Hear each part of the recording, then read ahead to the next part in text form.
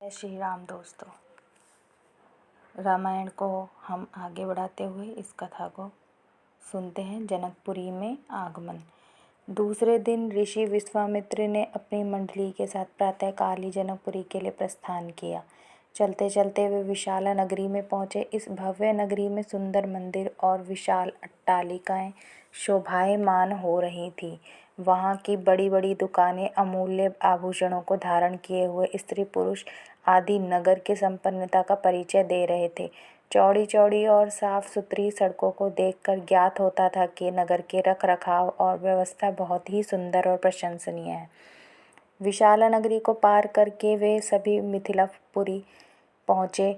उन्होंने देखा कि नगर के बाहर सुरम्य प्रदेश में एक मनोहर यज्ञशाला का निर्माण किया गया था और वहाँ पर विभिन्न प्रांतों से आए हुए वेद पाठी ब्राह्मण मधुर ध्वनि में वेद मंत्रों का सस्वर पाठ कर रहे थे। शोभायुक्त यज्ञ मंडप अत्यंत आकर्षक था, जिसे देखकर राम ने कहा, हे गुरुदेव, इस यज्ञशाला की छटा मेरे मन को मोह रही है और विद्वान ब्राह्मणों के आनंददायक मंत्रोच्चार को सुनकर मैं पुलकित हो रहा हूँ।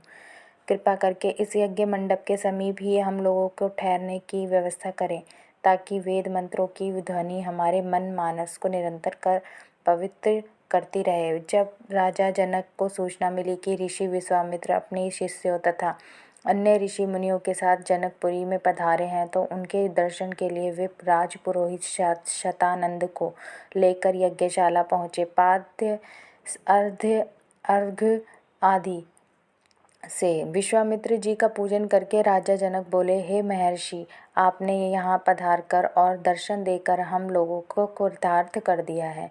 आपकी चरण धूलि से यह मिथिला नगरी पवित्र हो गई है। फिर राम और लक्ष्मण की ओर देखकर बोले, हे मुनिवर, आपके साथ ये परम तेजस्वी सिंह शावक जैसे अनुपम सौंदर्यशाली दोनों कुमार कौन हैं?